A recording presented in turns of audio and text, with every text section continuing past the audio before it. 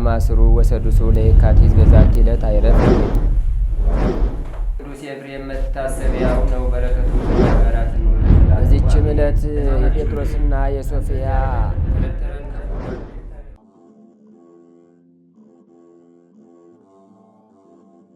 በስመ አብ ወወልድ ወመንፈስ ቅዱስ አሐዱ አምላክ አመ ሰሙኑ ለግንቦት በዛቲ ዕለት ኮነ ሰማይ ስማ ቅዱስ ዮሐንስ አዝገረ ስንሁት። አንድ አምላክ በሚሆን በአብ በወልድ በመንፈስ ቅዱስ ስም ግንቦት 8 በዚች ቀን ስንሁት ከሚባል አገር ቅዱስ ዮሐንስ በምስክርነት አረፈ። የዚህም ቅዱስ የአባቱ ስም መቃርስ የእናቱም ስም ሐና ነው። እርሱም የአባቱን በጎች ሲጠብቅ የእግዚአብሔር መልአክ ተገልጦ የብርሃን አክሊልን አሳየው። እነሆ ተጋድሎ ተዘርግቶ በክርስቶስ ስም ለሚጋደል አክሊላት ተዘጋጅተው ሳሉ አንተ ለምን ከዚህ ተቀመጥክ? አሁንም ወደ ሀገር አትሪብ ሂድ፣ የክብር ባለቤት ስለሆነ ስለ ክርስቶስ ስም ተጋደል አለው። ከዚያም ሰላምታ ሰጥቶት ከእርሱ ዘንድ ሄደ። በዚያም ወቅት ቅዱስ ዮሐንስ ተነሳ፣ እናቱንና አባቱን ተሰናብቶ ወደ አትሪብ ከተማ ሄደ። መኮንኑንም በውሽባ ቤት አገኘውና በወጣ ጊዜ በፊቱ በክርስቶስ ባለቤት በክብር ባለቤት በጌታችን በኢየሱስ ክርስቶስ ታመነ። መኮንኑም ለአንድ ወታደር ሰጥቶ ምናልባት ከምክሩ ተመልሶ ቢታዘዝለት አስቦ እንዲያባብለው ወታደሩን አዘዘው። ከዚህ በኋላ መኮንኑ ወደ ሥራው ሄደ። ወታደሩም ቅዱስ ዮሐንስን ወደ ቤቱ ወሰደው። ቅዱሱም ታምራትን አደረገ። ያ ወታደርም በክብር ባለቤት ጌታችን ኢየሱስ ክርስቶስ አመነ። መኮንኑም በተመለሰ ጊዜ ያ ወታደር በክብር ባለቤት በጌታችን መኮንኑ ፊት ታመነ። የሰማዕትነትንም አክሊል ተቀበለ። ከዚህም በኋላ ቅዱስ ዮሐንስን እንዲያሰቃዩት መኮንኑ አዘዘ። በየአይነቱ በሆነ ስቃይም አሰቃዩት። እግዚአብሔርም ያጸናውና ያስታግሰው፣ መልአኩንም ልኮ ቁስሎቹን አድኖ ያለ ጉዳት በደህና ያነሳው ነበር። ከዚህም በኋላ ወደ እንዴናው ከተማ ላከው። በዚያም ታላቅ ስቃይን አሰቃዩት። መኮንኑም ማሰቃየቱን በሰለቸ ጊዜ ራሱን በሰይፍ እንዲቆርጡ አዘዘ። የሰማዕትነትም አክሊል ተቀበለ።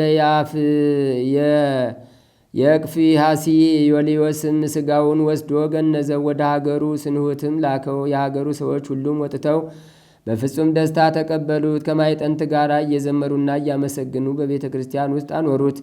ከስጋውም ብዙዎች ድንቆች ታምራት ተገለጡ። ለእግዚአብሔርም ምስጋና ይሁን፣ እኛንም በአማላጅነቱ ያድነን፣ በረከቱም ከእኛ ጋር ትኑር ለዘላለሙ አሜን። ሰላም ለዮሐንስ ጸጋዊተ ምጽዋት እዱ ባዝግና ብርሃን ጽሩየ እስከ አጥረየ በአውዱ አማነዳሁ ዘሃቁ ወሌለዩ ድዱ በአፋመ እሳት ላይሌሁ አንደዱ ወበእብን ቀይህ ስጋሁ በርደዱ። በዚችም ቀን የዮሐንስ ማኅበር 224 ሰዎች ደግሞ ሉሲስና ንቡረ እድ ማትያስ በምስክርነት ራሳቸውን ተቆረጡ። በረከታቸውም ከእኛ ጋር ለዘላለሙ ትኑር አሜን። ሰላም እብል ለማኅበረ ዮሐንስ ዝንቱ ክልኤቱ ምዕት እስራ ወአርባዕቱ ለዲዮናስዮስ ሰላም ምስለ ደቂቁ ወብእሲቱ እንዘይሴፈው ሕይወተም ሕይወቱ እለ አረዩ መዊተ በሞቱ።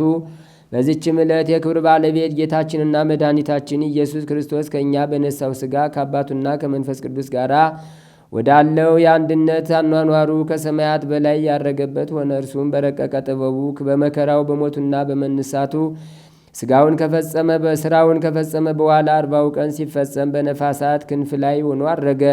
ያን ጊዜ በኪሩቤል ላይ ተቀምጦ ወጣ፣ በነፋሳትም ክንፎች ላይ ሆኖ ወጣ ያለው የዳዊት ትንቢት ተፈጸመ። በዚህም እርገቱ ለሚያምኑበት በልዕልና ወደሚኖሩበት የሚያርጉ መሆናቸው ተረጋገጠ። ራስ ባለበት ሕዋሳት ሊኖሩ ይገባልና አዳም አስቀድሞ በምድራዊ ርስቶች በሲኦልም እንደኖረ መኖርንም እንደቀደመ እንዲሁ ዳግማዊ አዳም ጌታ በመንግሥተ ሰማያት በሰማያት ርስት መኖርን ቀደመ። የክብር ባለቤት ጌታችን ኢየሱስ ክርስቶስም እርገቱን ከትንሣኤው አከታትሎ ወዲያውኑ አላደረገም። መናፍቃን እርገቱ ምትሃት ናት ብለው እንዳያስቡ ጌታችንን በረቀቀ ጥበቡ የደቀ መዛሙርቱን ተሸብሮ የነበረ ልቡናቸውን እያጽናና መነሳቱንም እያስረዳቸው ከተንሣኤው በኋላ 40 ቀን ኖረ።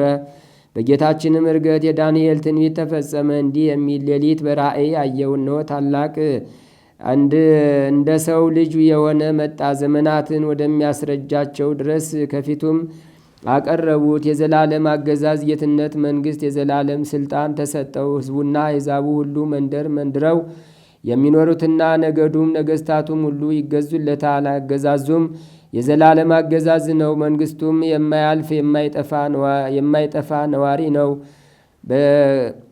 በሰላም ምስጋና ለእግዚአብሔርም ምስጋና ይሁን ከቸር አባቱ ሕይወት ከሆነ መንፈስ ቅዱስም ጋር ለዘላለሙ አሜን። ሰላም ለእርገትከ መንገለ ዘአቡከ ታይካ ከመብእሴ ጸብ ዘይገብ ዘምስለ ብዙ ምህርካ ኢየሱስ ክርስቶስ ቁርባነ ሐዲስ ፋሲካ አጽህድ በቅብከ ለነፍሴ ሳይካ ወጽልመተ ገጽየ አብር በገጽከ ዋካ ሰላም ለእርገትከ በስብሃተ መዝሙር ወመሰንቆ ኃይለ ሰማያት ባትልቅልቆ በመንግሥትከ እግዚኦ ለዘሙአ ታርፍቆ እትፌሳ በርገትከ ሃሊልየ ጽድቆ ከመበርዴሁ እትፌሳ ዘያርብ ወርቆ ህየንታ እዳየ ተከድነ ምራአ ሐዘን ወምንዳቤ ስነዚአሁ አዲጎ ዘይሃቱ እምክርስቲሎቤን ዘይገብር ዮም ስጋ ዚአነ ግልባቤ በቃለ መዝሙር በከመ ዳዊት ይቤ እግዚአብሔር አርገ በሐዋዝ ይባቤ። በዚችም ዕለት የአስቄጥስ ገዳም አበምኔት አባ ዳንኤል አረፈ። ይህም ቅዱስ እውነተኛ ንጹሕ ፍጹም ነው። ዜናው በሁሉ ቦታ በተሰማ ጊዜ ሹመት ያላት አንስጣስያ የመኳንንቶችን ልብስ ለብሳ ወደ እርሱ መጥታ ከእርሱ መነኮሰች።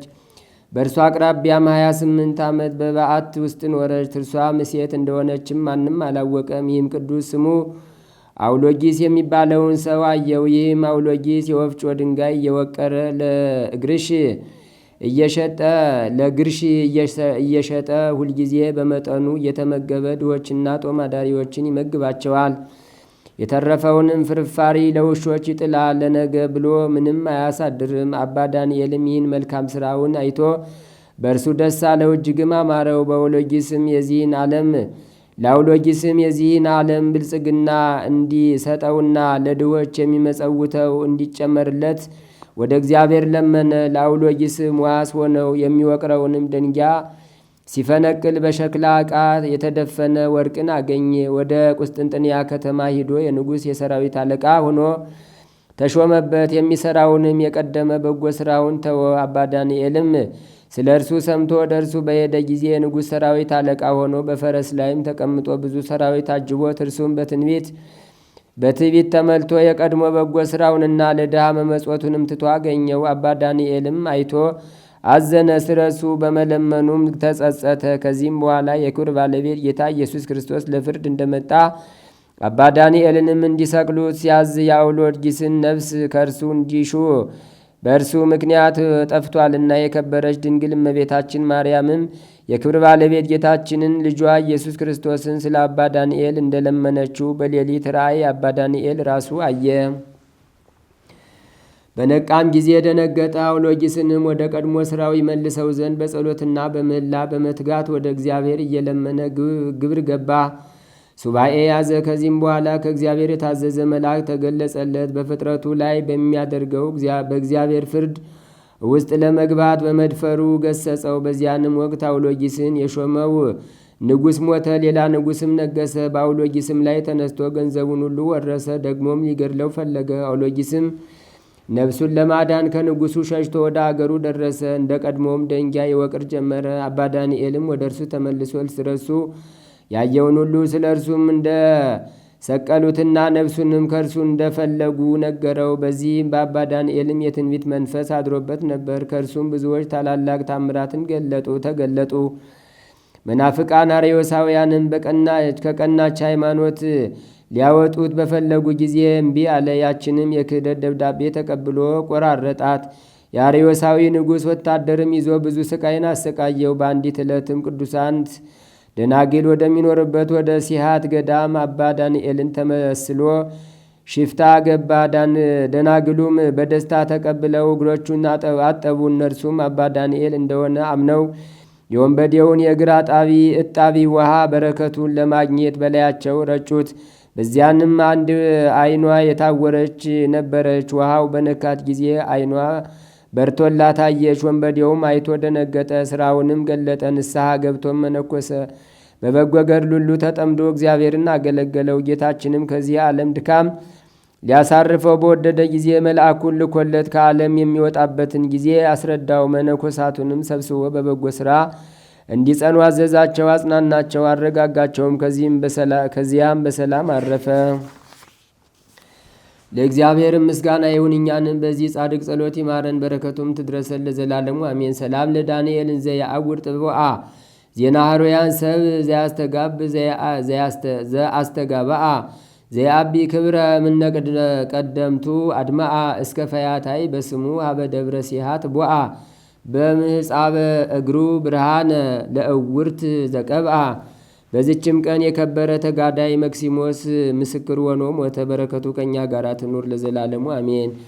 አንድ አምላክ በሚሆን በአብ በወልድ በመንፈስ ቅዱስ ስም ግንቦት 9 በዚች ቀን የጻድቅ ንጉሥ ቆስጠንጢኖስ እናት ቅድስት እሌኒ አረፈች። በዚችም ዕለት የበይደርና የስልዋኖስ መታሰቢያቸው ነው። በረከታቸውም ከእኛ ጋር ትኑር ለዘላለሙ አሜን። ዛቅረብኩ ማይሌተ አዘኪርያ ይላፈም ለተጸምዱ ከዘልፈ ለላነብቶ ከብዘንዴት የመጽሐፈን ተረሰይ ከግዚኦ ጠሪቀ መበለቱ ኩፈ ምላቡ ላን ዘተርፈ ነቢያት ቅዱሳን ወሐዋርያት ሰባክያን ሰማዕታት ወጻድቃን ወመላእክት ትጉሃን ደናግል አድዩ መነኮሳት ሄራን ባርኩ ባርኮ ጉባኤ ዛቲ መካን እስከ አረጋዊ ሊቆን ውስጥ ጻለ ዘጻፎ በክርታስ ወለዛ ጻፎን ዘይደርስ ወለዛ አንበቦ ወለዛ ተርጎሞ በልሳን አዲስ ወለዛ ሰማ ቃሉ በዝነ መንፈስ በጸሎተሙ ማርያም አራቂተ ኩሉም ባይ ስውረ የማህረነ ኢየሱስ ክርስቶስ።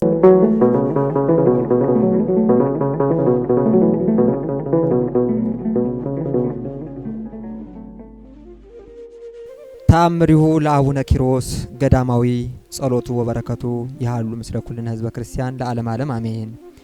መናኝ ገዳማዊ የሆነ አባታችን አባ ኪሮስ ያደረገው ተአምሪ ነው። ጸሎቱና በረከቱ ከሁላችን ከህዝበ ክርስቲያን ላይ ጸንቶ ይኑር ለዘላለሙ አሜን። እግዚአብሔርን የሚፈራ ስራው ያማረና የተወደደ ትህትናን የተመላ አንድ ሰው ነበረ። የቅዱሱን አባታችን የክቡር አቡነ ኪሮስ መታሰቢያ ወር በገባ በ8 ቀን የሚያደርግ እንግዳንም የሚቀበል ነው። በቅዱስና ጻድቅ አቡነ ኪሮስ ስም ለጾም አዳሪዎች ድህነት፣ ለድሆች ምጽዋትን ይሰጣል። በበጎ ስራና በብልጽግና ከዚህ ዓለም ሰዎች የሚመስለው የሌለ እጅግ ባለጸጋ ነውና እግዚአብሔር የወደደው በነፍስ በስጋው የተመረጠ የእግዚአብሔርን ጸጋ የተሞላ ነው። ለነፍስና ለስጋ የሚጠቅም ስራንም ከእግዚአብሔር ያገኝ ዘንድ ወደደ። ስለዚህም በጎ ነገርን የሚጠላ ሰይጣን ተመቅኝቶ በገንዘቡና በከብቶቹ በልጆቹና በሱም ላይ ታላቅ መከራ አመጣበት። ነቀዝና ትል ቸነፈር አመጣበት። ሀብትና ልጆች ሁሉ ፈጽሞ በሞት ጠፉ። እርሱ ከሚስቱ ጋር ብቻውን ቀረ። እንዲህም ሆኖ ሳለ ለጦም አዳሪዎች ለድሆች ምጽዋትን መስጠት አልተወም። የገዳማውያን አባት የሚሆን ቅዱስና ክቡር አቡነ ኪሮስ መታሰቢያ ያደርግ ነበር እንጂ። ስለዚህም ዓይኖቹን ወደ ሰማይ አንስቶ ወደ እግዚአብሔር ፈጽሞ በጸሎት ተማጸነ። እግዚአብሔር የዚያን ሰው ልመናውን ሰምቶ ቅዱስ አባ ኪሮስ ከቤቱ ምጽዋትን የሚለምን ይህ ሰው ተመስሎ ወደ ቤቱ መጣ። በመንቀጥቀጥና በደስታ ሚስቱና እርሱ ተቀብለው ወደ ቤታቸው አስገቡት። ቤታቸው በእህልና ብር እንዲሁም ወርቅ በረከት ተመላ። ከመጀመሪያው የበለጠ ሆነ። የአቡነ ኪሮስ ተአምርን የእግዚአብሔር ድንቅ ሥራ አደነቁ። ይህን ድንቅ ሥራና ተአምር ያደረገው ክቡር አቡነ ኪሮስ እንደሆነ አውቀው እርሱና ሚስቱም የአገሩ ሰዎችን ሁሉ አመሰገኑ። የአባታችን የአቡነ ኪሮስ ጸሎትና በረከቱ ለሀገራችን ሰላም፣ ለሕዝባችን ፍቅር፣ አንድነት ያድልልን ለዘላለሙ አሜን። አነሳስቶ ላስጀመረን አስጀምሮ ላስፈጸመን ለቅዱሳን ጻድቃን አምላክ ልዑል እግዚአብሔር ምስጋና ይግባው አሜን። ምን አይነት ሰው መጣ? አንድ ሕግ አዋቂ ጌታን ምን አለው? የዘላለም ሕይወት እንድወርስ ምን ላድርግ አለው። ጌታን ምን አለው? በሕግ ምን ተጽፏል? ምን ታነባለህ አለው። ሰውየውም መለሰ እግዚአብሔርን ውደድ ሰውንም ውደድ ይላል አለ። ሂድና ይሄን አድርግ አለው። ከዛ ሰውየው ራሱን ከፍ ሊያደርግ ፈለገና ምን አለ? ማን ነው ጓደኛዬ? ማን ነው ባልንጀራዬ አለ። እንደ ራሴ አድርጌ የምወደው እኔ የበላይ ነኝ ነው የሚለው። አንዳንድ ሰዎች ራሳቸውን ከፍ ማድረግ ነው የሚፈልጉት። የዘላለም ሕይወት ለመውረስ ምን ላድርግ? የዘላለም ሕይወት ለመውረስ በቃ የእግዚአብሔር ቃል ነው። የዘላለም ሕይወት ለመውረስ የሚያስፈልገን ይሄን። አንድ ሰውዬ ተማርኩ ባይ ነው የተማርኩ ነኝ ብሏል። የተማረ ነው። አንድ ባህር ላይ ጀልባ ላይ ወጥቶ ይጎበኛል። ጀልባዋን የሚነዳውን ሰውዬ ይጠይቀዋል። ስለ ጂኦሎጂ ጥናት ታውቃለህ ይለዋል። ምን አልከኝ? ጂኦሎጂ ስሙንም ሰምቼ አላውቅም። እና ስለ ጂኦሎጂ አታውቅም? አላውቅም። አም ሶሪ ከህይወት 1/4 አታህል አለ። ጂኦሎጂ ስላላወቀ ትንሽ ሄደና ደግሞ አንድ ነገር አመጣና አስትሮኖሚ ታውቃለህ አለው። አስትሮኖሚ ምንድነው አስትሮኖሚ አለው። ስለ ከዋክብት ጥራት አታውቅም አለው። ኧረ ጌታዬ እኔ ጀልባ መንዳት ብቻ ነው አልችልም አላውቅም አለው። አም ሶሪ ከህይወት 1/4 አታል ስንት አጣ ይሄ ሰውዬ 2/4። ትንሽ ሄደና ደግሞ የሌላ ጥናት አመጣና ይሄን ታውቃለህ አለው። አላውቅም አለ። አዝናለሁ 1/4 አታል ሰውዬው በሱ ቤት በስንት 1/4 ህይወት ነው የሚኖረው? በ1/4። ትንሽ ሄዱ ማዕበል ተነስቷል። ወዲና ወዲ ጀልባዋን ያናውጣታል። ከዛ ጠያቂ ተጠያቂ ሆነ። ጠያቂው ተጠያቂ የሚሆንበት ጊዜ ይመጣል። ጌታዬ አለው አቤት ዋና ይችላሉ አለው። ምክንያቱም መውጣት አልቻልኩም አለ። ዋና ይችላሉ አለው። አይ ዋና አልችልም አለ። እንግዲህ 1/4ኛም አይደለም 2/4ኛም አይደለም 3/4ኛም አይደለም ሙሉ ህይወትህን አታል። የዘላለም ህይወት ልንኖርስ የምንችለው እንዴት ነው? ስለዚህ ትልቁ ነገር ይሄ ነው። ትምህርት ነው ብያችኋለሁ። አሁን ሰውየውን አውቃችኋል። አንድ ሕግ አዋቂ መጣ ወደ ኢየሱስ ክርስቶስ ምን ብሎ ጠየቀው? የዘላለም ህይወት እንድወርስ ምን ላድርጋለሁ? ጌታ ምን አለው? በሕግ ምን ተጽፏል አለው። በሕግ ምን ተጽፏል ሲለው የተጻፈውን ነገረው። እግዚአብሔርን ውደድ ሰውን ውደድ አለው። አንድ ነገር እዚህ ጋር ልብ በሉ። ትናንትና ስናነሳ ካነሳነው ነገር አንዱ ረዓብ ዘማ። አሁንም ከኢያሪኮ ጋር አገናኝቼ ነው የምነግራችሁ። ረዓብ ዘማ የዳነችበትን ምክንያት ጳውሎስ ሐዋርያ በረከቱ ይደርብንና በእምነት ብሎ ሲነግረን፣ እንዲሁ ደግሞ ያዕቆብ ሐዋርያ የሱም በረከት ይደርብንና በሥራ ጸደቀች ይለናል። አሁን እዚህ ጋር የሚነግረን አንድ ሰው የዘላለማዊ ህይወት ለመውረስ እግዚአብሔርን መውደድና ሰውን መውደድ ይሄ የት ነው የተጻፈው? ገና ኦሪት ዘጸአት ምዕራፍ 20 ላይ ነው። ጌታም የጠየቀው በመጽሐፍ ምን ታነባለህ ብሎ የጠየቀው ምን ተጽፏል ያለው ይሄንን ነው። ስለዚህ የኢትዮጵያ ኦርቶዶክስ ተዋሕዶ ቤተክርስቲያን የምትቀበላቸው መጽሐፍት 81 ናቸው አምላካውያት ተብለው የሚታወቁት። ከዛ አዋልድ መጽሐፍት ይባላሉ። ስለዚህ የኛ መጽሐፍ ከሌላው ዓለም ሁሉ የሚለየው ከዚህ የተነሳ ነው። ጌታም ጓደኛዬ ማን ነው ሲለው አንድ ምሳሌ ነገረው። ምሳሌውን ልብ ብላችሁ ስሙ፣ እደግመዋለሁ። አንድ ሰው ከኢየሩሳሌም ወደ ኢያሪኮ ሲወርድ ወንበዴዎች አገኙትና ደበደቡት፣ ልብሱንም ገፈፉት፣ በሕይወትና በሞት መካከል ጥለውት ሄዱ። አለቀ። ስንት ሰው? አንድ ሰው። ከየት ወዴት ሲሄድ? ከኢየሩሳሌም ወደ ኢያሪኮ ሲሄድ ማን አገኘው? ወንበዴዎች። ምን አረጉት? ደበደቡት፣ ልብሱን ገፈፉት። በምንና በምን መካከል ጥለውት ሄዱ? በሕይወትና በሞት መካከል ጥለውት ሄዱ። ስንት ሰው? ከየት ወዴት ሲሄድ? መንገዱ ከየት ወዴት ነው እየተሄደ ያለው? ከኢየሩሳሌም ወደ ኢያሪኮ። ከዛ ወንበዴዎች መጥተው ደበደቡት፣ ልብሱን ገፈፉት፣ በሕይወትና በሞት መካከል ጥለውት ሄዱ። አለቀ። አንድ አንጓ። እንቀጥል። 3 ሰዎች መጡ በዛ መንገድ ላይ።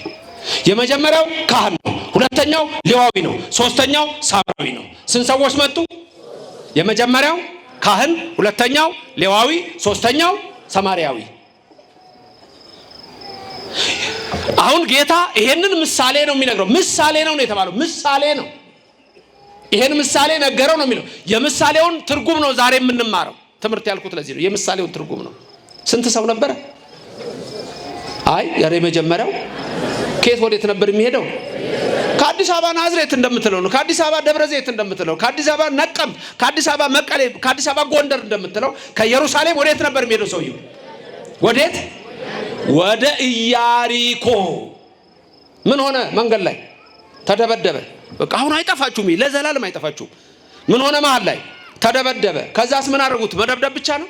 አቁስለው ልብሱን ገፈፉት። በምንና በምን መካከል ጥለውት ሄዱ? በሕይወትና በሞት። በቃ 3 ሰዎች መጡ አይደለም? የመጀመሪያው ምን አይነት ሰው ነው? ካህኑ መጣና አየው፣ ገለል ብሎ አለፈ። ደግሞ ገለሃል ልባል ብሎ ገለል ብሎ አለፈ። ሁለተኛ መጣ ሌዋዊው አየውና ምን አለ? ገለል ብሎ አለፈ። ሶስተኛ መጣ ሰማርያዊ። የሰማርያው ሰው አየው፣ በዛው መንገድ አየውና ቀረበው፣ ረዳው፣ ቁስሉን አጠበለት፣ ወይን ረበረበለት፣ በራሱ አህያ ጫነና ወደ እንግዶች ማደሪያ ስፍራ ወሰደው። በማግስቱ 2 ዲናር አወጣና ለነዛ ለእንግዳ ቤት ጠባቂዎች 2 ዲናር ሰጣቸው፣ ከፈለለት። ከዛ እንደው ምን አለ? ከዚህ በላይ አውጥታችሁ ከከሰራችሁ ይሄን ሰው ካከማችሁልኝ ከጠበቃችሁልኝ ስመለስ ደግሞ ምን አደርግላችኋለሁ አለ? እከፍላችኋለሁ አለ። ስንት ሰዎች መጡ? የመጀመሪያው ምንድነው? ረዳው ሰውየውን ገለል ብሎ። ሁለተኛ ማመጣ? ረዳው ገለል ብሎ። ሶስተኛ ማመጣ? ሰማርያው ምን አደረገለት? ቀረበው። ከዛስ ቁስሉን አጠበለት። ምን አደረገለት? ወይን አደረገለት። ከዛ በራሱ አህያ ምን አደረገ? ጫነውና ወዴት ወሰደው? ወደ እንግዶች ማደሪያ። ጠዋት ስንት ገንዘብ አወጣ? 2 ዲናር። ምን አደረገለት? ከፈለለት። ከዛስ ምን አላቸው ሰዎቹን ጠባቂዎቹን? ከዚህ በላይ ካወጣችሁ መቼ ከፍላችኋለሁ? መቼ? ስመለስ ከፍላችኋለሁ አላቸው። ከዛ ሕግ አዋቂውን ጠየቀው። አንተ ሕግ አዋቂ ከነዚህ ከ3 ሰዎች ለዛ ለወደቀው በወንበዴዎች ለተደበደበው ልብሱ ለተገፈፈ በሞትና በሕይወት መካከል ለነበረው የትኛው ነው የረዳው? ካህኑ ነው? ሌዋዊው ነው? ሰማርያዊው ነው አለው። ሰውየውም አይ የረዳው ነው እንጂ ሰማርያዊው አለው። ሂድ አንተም እንዲሁ አድርግ። በቃ እንዲሁ አድርግ፣ ሂድ ከመዝግበር የዘላለም ሕይወት የምታገኘው እሱ ነው አለው። አለቀ። ይሄ የመጀመሪያው ነው። ሌላ እምነት ብትሆኑ፣ ሌላ ቸርች ብትሆኑ ይሄ ትምህርት ተሰበከ። ከዛ በኋላ ምን እንደሚላችሁ ሰባኪው በቃ ደግ ነገር አድርጉ፣ እንዲህ አድርጉ፣ እንዲህ አድርጉ ነው የሚላችሁ እንጂ ሚስጥር የሚባል የለም። በኦርቶዶክስ ብቻ ነው ያለው ሚስጥር። አሁን ቀላል ጥያቄ ልጠይቃችሁ። ስንት ሰው ከኢየሩሳሌም ወደ ኢያሪኮ ሲሄድ? አንድ ሰው። ማን ነው አንድ ሰው? አዳም። በቃ አሁን እየተካውላችሁ ነው የሚሄደው። በዚሁ ነው ትምህርት የሚያበቃው። አጭር ነው። አንድ ሰው የተባለው ማን ነው? አዳም። አያችሁ፣ ምሳሌ ነው። ያ ምሳሌ ነው በኢትዮጵያ ኦርቶዶክስ ተዋሕዶ ቤተክርስቲያን ሳይቋረጥ እየመጣ የምንማረው። ክብርና ምስጋና ለእግዚአብሔር ይድረሰው። የኦርቶዶክስ እምነት የተዋሕዶ እምነት ከሌላው የሚለየው ለዛ ነው። ቅድም እንዳልኳችሁ ፕሮቴስታንት ቸርች ብትሆኑ ሰባኪው ይመጣል፣ ከዛ በኋላ አለቀ ይነግራችኋል። እንደፈለገው የፈለጋቸውን። እኔ አንዴ ይገርመኛል፣ ጎላ ሚካኤል እያለው ጽርሐ ጽዮን ከመሰረተ ክርስቶስ የመጣ ሰው ነበር። እንግዲህ የጎላ ሰዎች እዚህ አካባቢ ስለሚኖሩ በአደባባይ ምስክርነት ሰጥቷል። ምን አለ ይሄ ሰውዬ? በቃ ምንም እንደፈለገን ነው አለ። ዛሬ አለ ስለ ሳቅ ነው የምንጸልየው አለ። ከናይጄሪያ የመጣ ነው አለ። ደግሞ ሴቶቹ የናይጄሪያ ልብስ ለብሰው ነበር አለ የሚሄዱት። ወደዛ ሲሄዱ ራስን መለወጥ እኮ ነው፣ መሸጥ። እምነታችሁን ስትቀይሩ ማንነታችሁን ጭምር ነው የምትቀይሩት። ከዛ አንድ ቀን ስለ ሚስት ነው የሚጸለየው አለ። ስለ ሚስትና ስለ ባል አለ። ከዛ እንደው ምን ተባልና አለ? አንድ አይንህን ይዘህ አለ ሲጸለይ፣ አንድ አይንህን ይዘህ እንዴት ትሽከረከራለህ አለ። ከዛ ግጥምጥም ስትል እሷ ሚስትህ ነች፣ እሱ ባልሽ ነው። እና ይሄ ሰው ሲናገር ድንገት የነበራችሁ ካስታወሳችሁ ነው። እና ያዝናል አይናችንን ያዝን ጸለይ አለ። ከዛ ተሽከረከርኩና ግጥም እላለሁ አለ። ይዞኝ የሄደው ጓደኛዬ ነው አለ። ከጓደኛዬ እናት ጋር የሚሰሩትን እኮ ራሱ የሚያውቁት አይመስለኝም። አሁን ሰይጣን እየሳቃችሁ እንደሆነ ነው እንዴ? እኮ ምንድነው ብዬ ነው። ምን ከዚህ በላይ አይደለም እንደ የምትሰሙት በየእንትኑ የሚያደርጉትን። ሳውዝ አፍሪካ ሳር ሲያስግጥ አላያችሁም እንዴ? ወደ አፍ የሚገባ አያረክስም ብሎ ወደ አፍ የሚገባ አያረክስም ማለትና ሳር አስበላቸው። ወደ አፍ የሚገባ አያረክስም ምን እንደሚያረክሰው አላቸው። ካፌ ሞት ሳር በሉና ሆዳቸውን አመማቸውና ዞር ብለው አስወጡ። እዛው ረከሱ። እንደሱ እኮ ነው። ጸያፍ ነው። በእምነት ጽና፣ በክብር ጽና፣ በተዋህዶ ክርስትና ጽና። በዚህ ቦታ እግዚአብሔር ብቻ ነው የሚመለከው። የቃል ኪዳኑ ታቦታል ስንገባ ገና በፍርሃት ነው። እንደ ሙሴ ጫማህን አውልቀህ እንደ ኢያሱ ጫማሽን አውልቀሽ ነው። ኦርቶዶክስ እኮ የእግዚአብሔር ቤት ነች። ማህደረ መለኮት እኮ ነች። ቅድስት ቤተክርስቲያን ስንመጣ ገና እኮ ተሳልመን እኮ ነው የምንገባው። ሌላ ቦታ መሳለም አለ እንዴ? የለም። ትላንት ወንጌል እንሳለማለን አላለም? ወይም በትላንት ወዲያ ሳስተምር ነው መስለኛል። ወንጌሉን ራሱ ስመን አይደል እንዴ? እኛ ካህኑ ራሱ እንሳለመው ዘንድ እኮ ነው የሚለን። ስንመጣ ሰግደን እኮ ነው። ዝም ብለን አንገባ። ሰተት የሚባል ነገር የለም። ሶሎሞን እግርህን ጠብቅ እንዳለ ቅዱስ ቤተክርስቲያን እናታችን ነው የምንለው። ስሙ የተመሰገነ ይሁን፣ ክብር ይግባው። እና በሌላ እምነት ቢሆን ይሄ ትምህርት አብቅቷል ነው። አሁን ግን አላበቃም። በእኔና በእናንተ በኦርቶዶክስ ትምህርት አላበቃም። ክርስቶስ ምሳሌን የተናገረው የምሳሌው ምስጢር ደግሞ ሲወርድ ዛሬ ድረስ በዚች ቤተክርስቲያን ይነገራል። በተዋህዶ እምነት ያደረገን በክርስትና እምነት ያጸናን ክብርና ምስጋና ለስሙ ይድረሰው። መልካም። ስንት ሰው ከኢየሩሳሌም ወደ ኢያሪኮ ሲወርድ? አንድ ሰው ከየት ወደ ሲወርድ? ከኢየሩሳሌም። ይሄን ዛሬ የተማራችሁትን ቢያንስ ለብዙ ሰዎች መንገር አለባችሁ። ነገ ጸልዩ በቴክስት ሌላ ወሬ ታወሩ የለ ብትፈልጉ በቴክስት ብትፈልጉ በአፍ ገብታችሁ ይሄን ቃል ትናገራላችሁ። ስንት ሰው ከየት ወደ ሲሄድ? ከኢየሩሳሌም ወደ ኢያሪኮ። አንድ ሰው የተባለው አንድ ሰው በመጀመሪያ የተፈጠረው አዳም ነው። አንድ ሰው እግዚአብሔር በመጀመሪያ የፈጠረው አንድ ሰው አዳም ነው። ከዛ ሔዋን ናት። አንድ ናቸው ሁለቱ። ኦሪት ዘፍጥረት ምዕራፍ 5 ቁጥር 1 ላይ ስማቸውን አዳም ብሎ ጠራቸው ነው የሚለው መጽሐፋችሁ ውስጥ አማርኛው። አዳምንም ሔዋንንም ስማቸውን ማ ብሎ ጠራቸው? አዳም ብሎ ጠራቸው። አዳም ማለት ቆንጆ ውብ ማለት ነው። ሁላችሁም ዘተሰገወ ምድር እሱ ሌላ ሚስጥር ነው። ክብር ምስጋና ይግባው እግዚአብሔር። ሔዋን የሚለውን ስም ማን ያወጣላት? ማን ነው ሔዋን ያላት? አዳም ነው አይደል? ከመውደቃቸው በፊት ነው ከወደቁ በኋላ? አስተውሉችን ጥያቄ።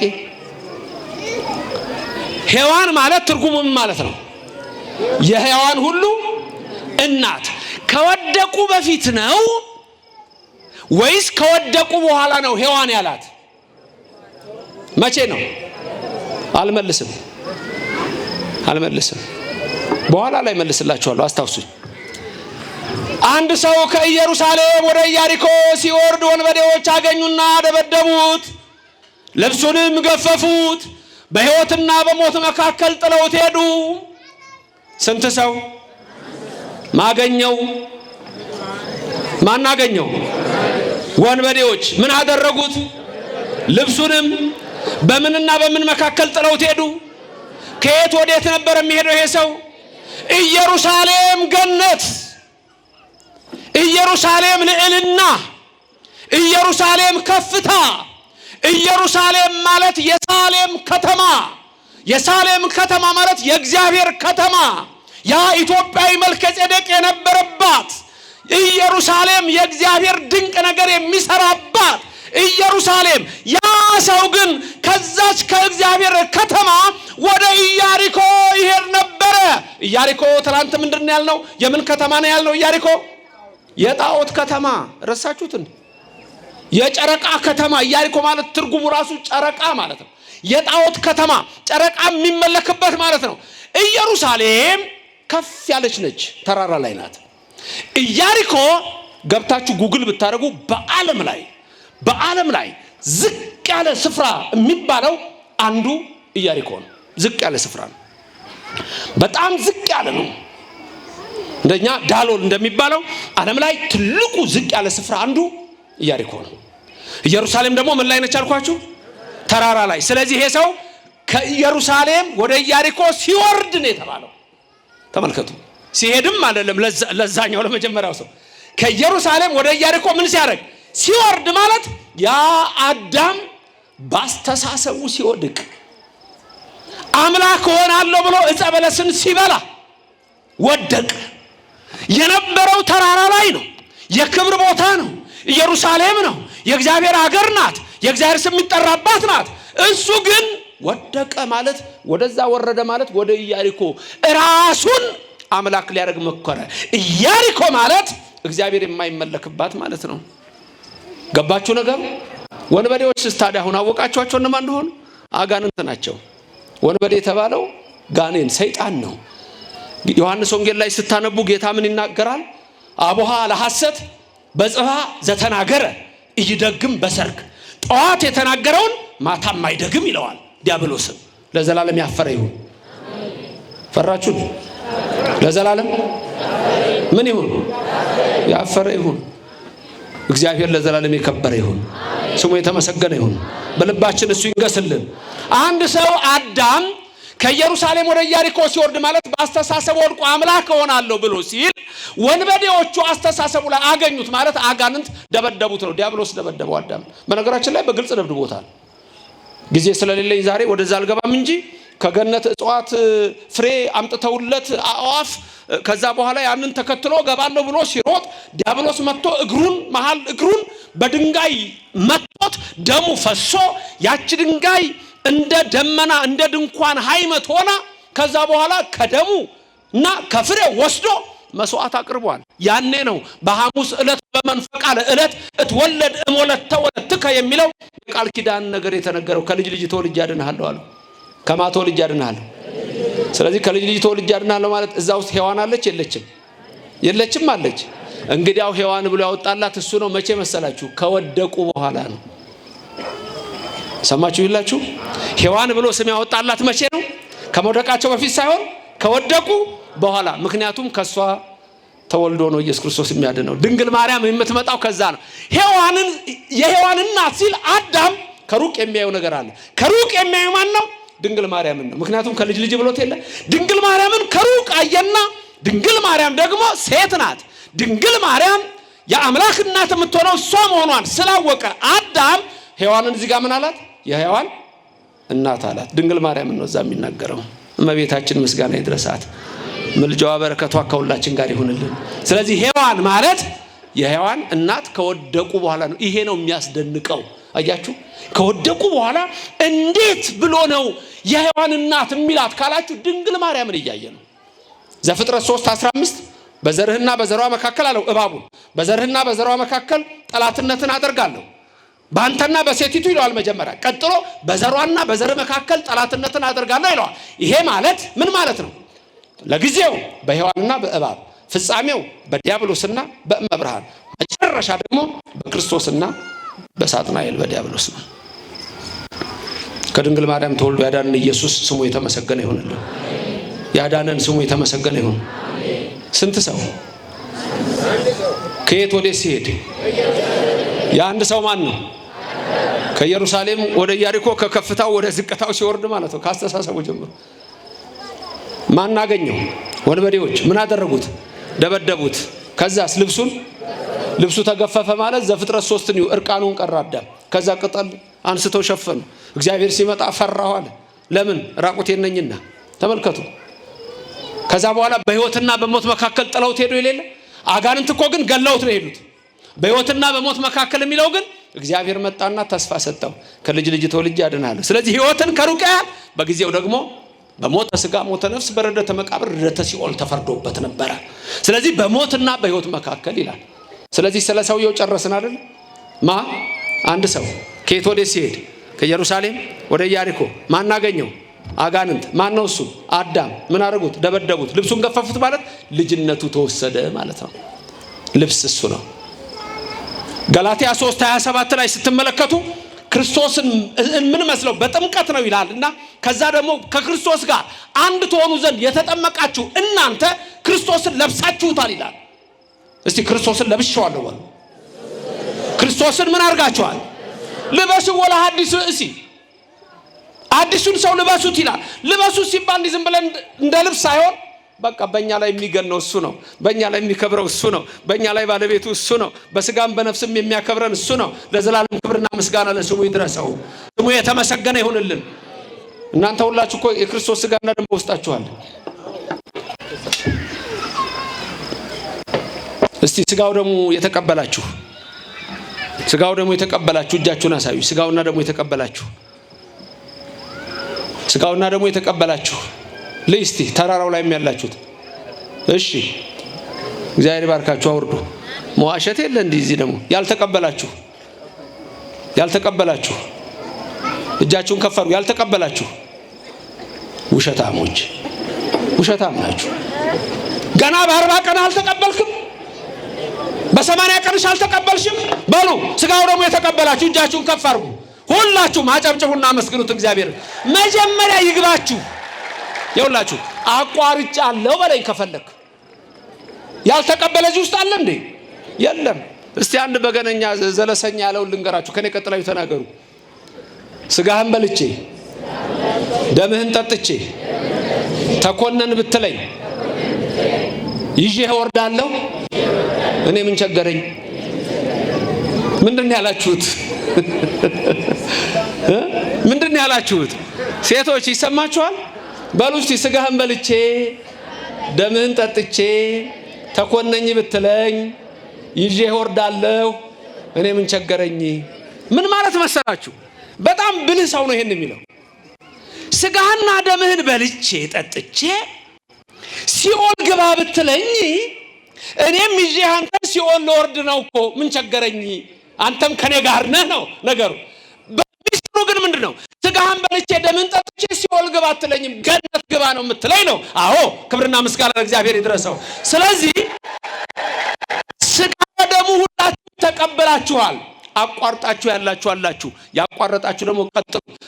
መጋቢ ሐዲስ ሶሎሞን ይሄን ትምህርት እንዳስተምር የነገሩኝ ትላንትና። ስጋው ደሙ የመቀበል ሚስጥሩ እንሄዳለን። በሉ እሺ፣ ስንት ሰው ከየት ወዴት ማደበደበው?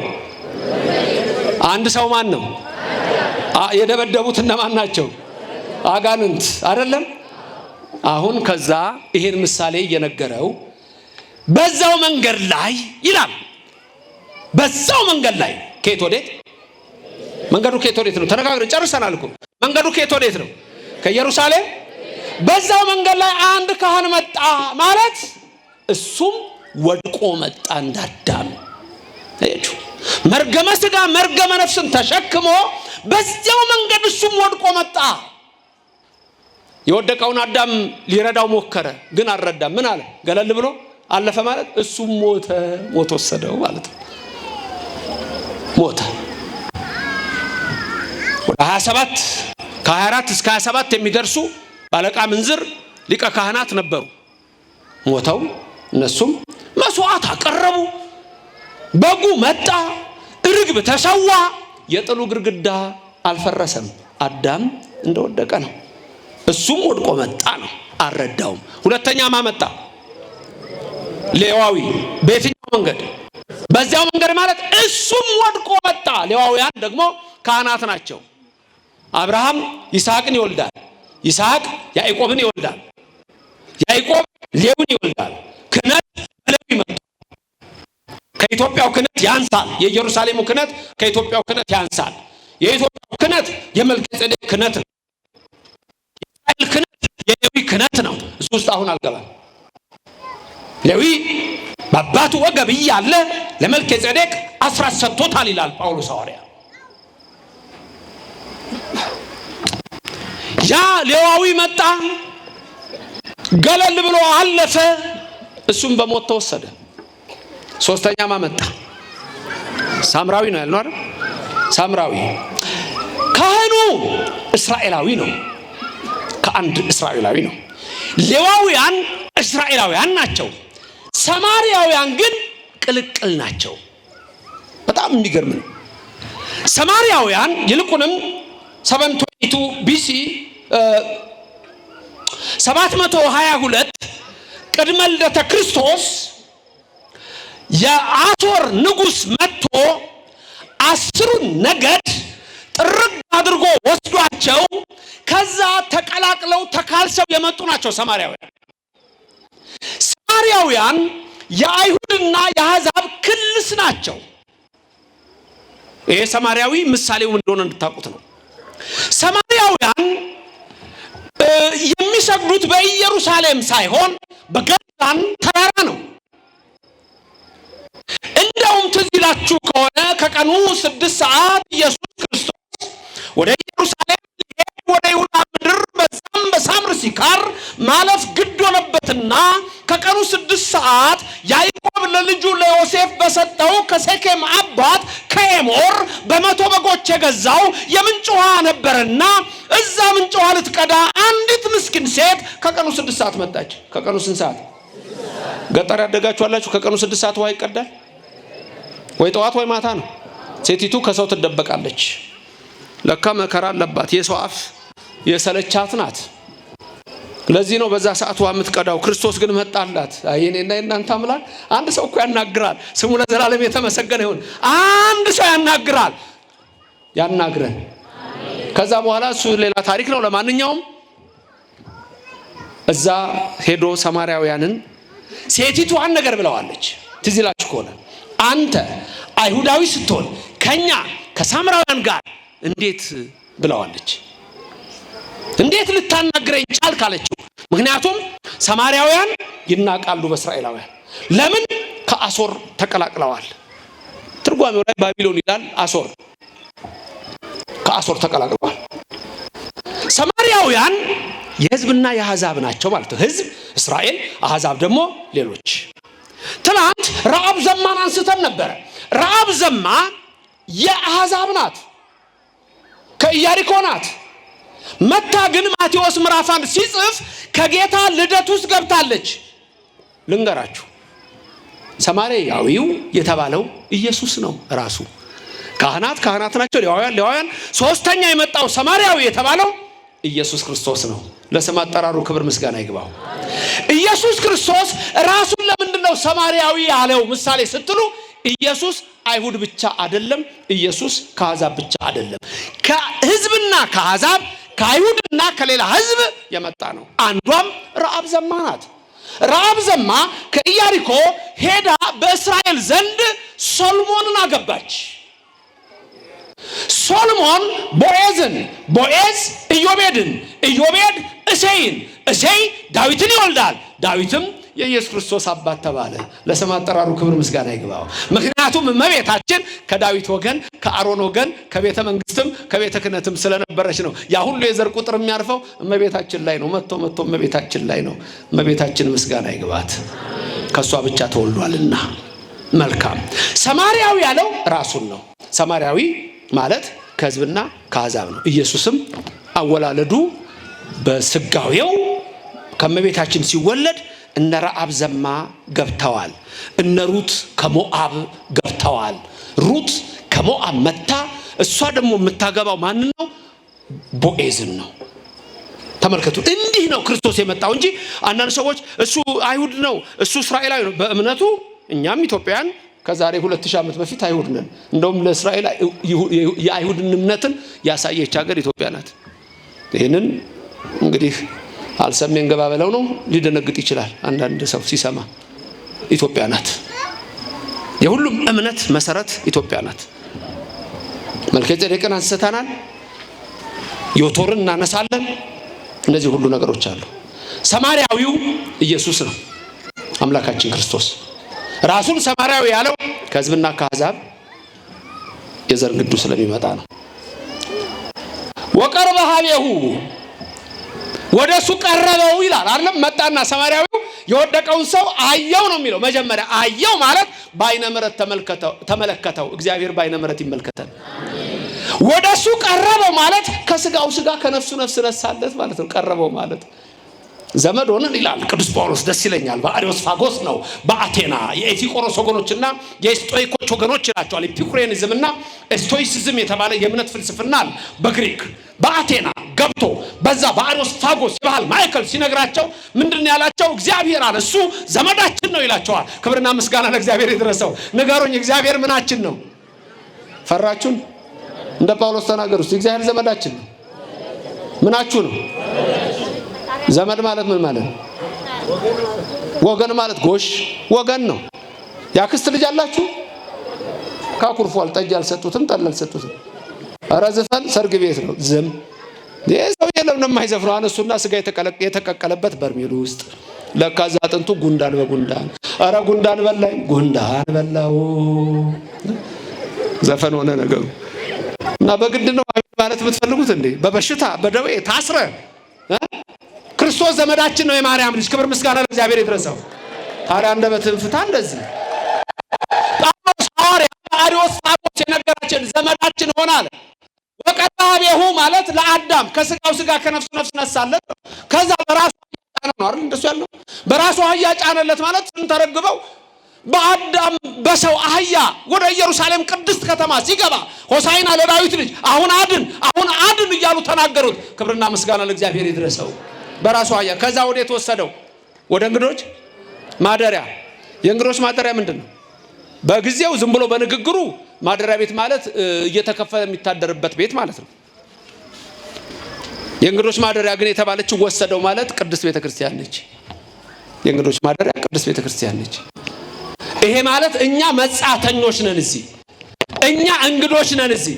አብርሃም ይላል ዕብራውያን 11:8 ላይ ጳውሎስ ሲሰብክ በረከቱ ይደርባችሁ። አብርሃም ባለጸጋ ሆኖ ሳለ ግን እንደ መጻተኛ ኖረ ይላል። እንደ እንግዳ ኖረ። እዚህ ምድር ላይ እንደ እንግዳ ነው መኖር ያለብን፣ ቋሚ አይደለም፣ አንኖርም ለዘላለም። የእንግዶች ማደሪያ የተባለችው ቅድስት ቤተክርስቲያን ነች። በማግስቱ የሚለው ሌላ ትርጉም አለው። በሳኒታ ብዙ ምስጢር ያስሄዳል። ካለን ሰዓት አኳያ ግን በማግስቱ ስንት ብር ነበር ያወጣለት? ስንት ዲናር? 2 ዲናር ማለት ብሉይ ኪዳንና አዲስ ኪዳን፣ ብሉይ ኪዳንና አዲስ ኪዳን። ከዛ ምንድነው ያላቸው? እዛ ያሉትን በእንግዶች ማደሪያ ጠባቂዎች ያላቸው እነማን መሰሏችሁ? እነሱ ካህናት ናቸው። ሐዋርያት ካህናት አባቶቻችን ናቸው። ለነሱ ምንድነው የሰጣቸው? ስንት ሰጣቸው? 2 ዲናር ማለት ብሉይና ሐዲስን ሰጣቸው። አስተምሩ፣ በዚህ የቆሰለውን አዳም አክሙልኝ። እናንተ ናችሁ አዳም። በቃ አሁን ዘፍጥረት 5:1 ላይ አዳምም ሔዋንም ስማቸው ማ ተብሏል? በአማርኛው መጽሐፍ ቅዱስ ላይ አዳም፣ አንቺም አዳም፣ አንተ። ሌሎች መጽሐፍት ከዛም የሊቃውንት መጽሐፍ ቀድሞ እነዚህ በጠቅላላ ከመጽሐፍ ቅዱስ ውስጥ የወጡ ናቸው። አውጥታችሁ ሌላ ካወጣችሁ ከነዚህ ከ2 ዲናር በላይ ሲል ከ2 ዲናር ወስዳችሁ ጽፋችሁ አዳምን ሔዋንን የምታክሙልኝ ከሆነ ስመለስ ማለት ዳግም ምጽአት። የዛን ጊዜ ምን አደርጋችኋለሁ? ከፍላችሁ አንተ ታማኝ ባሪያ ተሾመሃል። በ5 ላይ 5 በ2 ላይ 2 አምጥተሃል። ና ወደ ጌታ ደስታ ገባ። ሁላችን ወደ ጌታ ደስታ እንዲያገባ ነው የሱ ፈቃድ ይሁን። አንተ ሕግ አዋቂ አለው።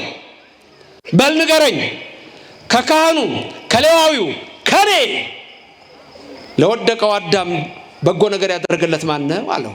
ጌታ ሆይ አንተ ነህ አለው። ከመዝግበር ሂድ አንተም እንደኔ ያድርግ አለው። እንደዚህ ነው ሚስጥሩ።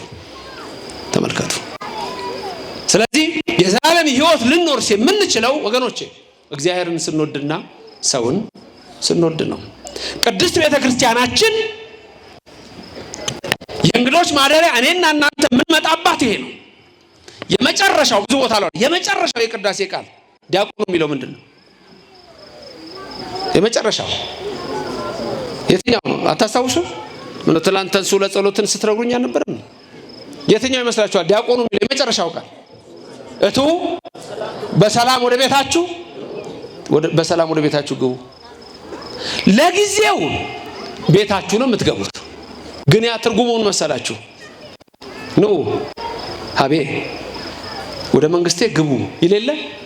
ስለዚህ የመጨረሻው እቱ በሰላም ማለት እንግዲህ ኃጢአታችሁ ተወግዷል፣ በደላችሁ ተደምስሷል፣ በሰላም ወደ ቤታችሁ ግቡ ማለት ወደ መንግስተ ሰማያት ግቡ ማለት ነው። ክብርና ምስጋና ለእግዚአብሔር ይድረሰው። እዚህ እንግዶች ነን፣ እዚህ እንግዶች ነን። እቺ ቅዱስ ቤተክርስቲያን ስንሳለማት ራሱ አባባል አለ። ዝም ብለን አንሳለም። ሰላም ለኪ ቅዱስ ቤተክርስቲያን በሐኪ ብለን ቅዱስ ቤተክርስቲያን አምሳለ ኢየሩሳሌም ነው የምንላት።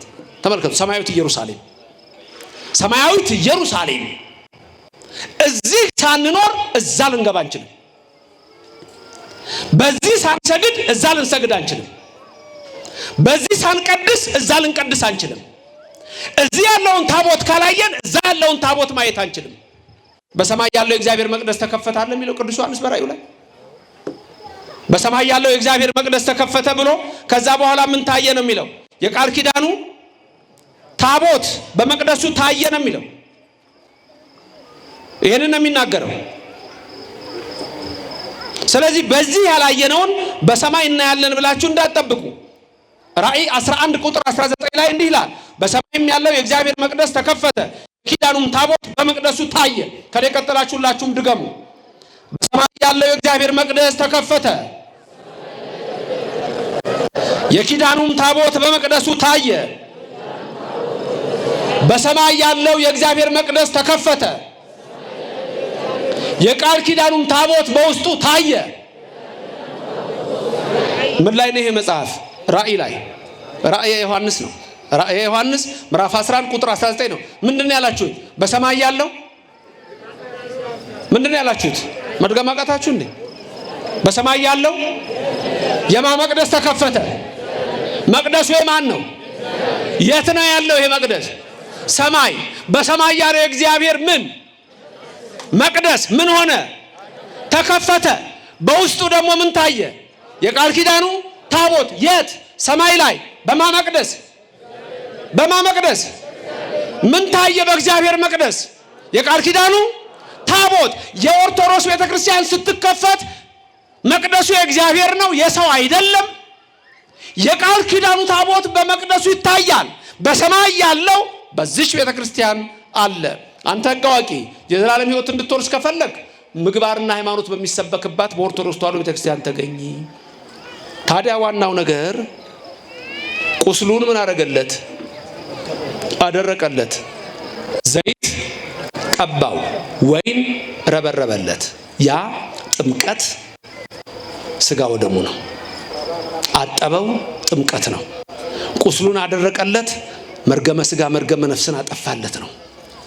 ዘይት እያንዳንዳችሁ የተጠመቃችሁ ጊዜ ቅብአ ሜሮን ትቀባላችሁ 36 ሕዋሳት። አለዛም ውስጥ አድርገው ካህናት ሁሉንም ያጠምቋቸዋል። ክርስትና ላይ ሕፃን ልጅ ጸጉሩን መላጨት አለበት የለበትም የሚል ብዙ ጥያቄ ትሰማላችሁ። ምን እንደመልሱ አንዳንድ ሰዎች ሰምቻለሁ። ትልቅ መምህራን ሳይቀሩ መላጨት የለበትም ሲሉ ሰምቻለሁ። መላጨት አለበት። አንዳንድ ሰው ምን ይመስለዋል? ለተባይ ተብሎ ነው ይላል። አይደለም። ቅብአ ሜሮኑ ጭንቅላት ነው፣ ትልቁ ደግሞ ራስ ነው። ነገስታት ሲሾሙ፣ ነቢያት ሲከብሩ ራሳቸውን የሚቀቡበት ነው። ስለዚህ ሕፃኑ ወይም ሕፃኒቱ ቅብአ ሜሮኑ ራሳቸውን መንካት አለበት። አብዛኛው ሰው እንደውም ከሃዲ የሚሆነው ያ ቅባት ሳይነካው ሲቀር። ስጋው ደሙ ወይን የተባለው ስጋው ደሙ ነው። ስለዚህ ወገኖቼ ስጋው ደሙ ያቋረጣችሁ ወደ ነፍሳችሁ ቀርባችሁ ስጋው ደሙ እንድትቀበሉ ይሄንን መልእክት ነው የዛሬው ወንጌል። አምላካችን ኢየሱስ ክርስቶስ የሰማነውን በዝን ልቡናችን ይጻፍብን፣ ከቅዱሳን ረድኤት በረከት ያሳትፈን፣ ሰላም ቀን ያውለን፣ በዓሉን የበረከት በዓል ያድርግልን። አምላካችን ቅድስት ተዋሕዶ ሃይማኖታችን አስፋልን፣ ምእመናንን በሃይማኖት አበርታልን። የሰላም አምላክ ሰላምን ስጠን። ቀኑን ባርከ ቀድሰ በሰላም አውለን። አቡነ ዘበሰማያት ይትቀደስ ስምከ ትምጻእ መንግሥትከ ወይኩን ፈቃድከ በከመ በሰማይ ከማሁ በምድር ሲሳየነ ዘለለ ዕለትነ ሀበነ ዮም ወኅድግ ለነ አበሳነ ወጌጋየነ ከመ ንሕነኒ ንኅድግ ለዘአበሰለነ ኢታብአነ እግዚኦ ውስተ መንሱት አላ አድኅነነ ወባልሐነ ኩሉ እኩይ እስመ ዚአከ ይእቲ መንግሥት ኃይል ወስብሐት ለዓለመ ዓለም። በሰላመ ቅዱስ ገብርኤል መልአክ ኦ እግዝእትየ ማርያም ሰላም ለኪ ድንግል በሕሊናኪ ወድንግል በሥጋኪ እመእግዚአብሔር ጸባዖት ሰላም ለኪ ቡሩክት አንቲ እምአንስት ወቡሩክ ፍሬ ከርሥኪ ተፈሥሒ ፍሥሕት ኦ ምልዕተ ጸጋ እግዚአብሔር ምስሌኪ ሰአሊ ወጸልይ ምህረታ በፍቅር ወልኪ ኢየሱስ ክርስቶስ ከመ ይስራይ ለነ ኃጣውኢነ ተማኅፀነ ብኪ ኦ ተወካፌ ንስሐ ወሰራይ ኃጢአት ኢየሱስ ክርስቶስ ስረይ ኃጢአትየ ወኃጢአተ ኩሉ ሕዝብ ከማይሠራ ኃጢአት እግዚአብሔር ይፍታ። ንቁ ሚዲያ ለተመልካቾቹ ከሚያደርሳቸው ዕለታዊ ሳምንታዊና ወርሃዊ ዝግጅቶች መካከል የየዕለቱን ስንክሳር ወርሃዊና ዓመታዊ የቅዱሳን ገላትና ድርሳናትን በኢትዮ ማህበር የዩቲዩብ ቻናል ያቀርባል። የየዕለቱን ስንክሳር ባሉበት ሆነው በማድመጥ እንዲሁም ወርሃዊና ዓመታዊ የቅዱሳንን ዜና ሕይወታቸውን በማድመጥ ከቅዱሳኑ በረከትና ረድኤት እንዲያገኙ ንቁ ሚዲያ የሁል ጊዜ ምኞቱ ነው። በየዕለቱ የሚለቀቁ ዜና ቅዱሳንን ላይክ፣ ሼር እና ሰብስክራይብ በማድረግ አገልግሎቱን ይደግፉ። ንቁ ሚዲያ ርቱ የቤተ ክርስቲያን ልሳን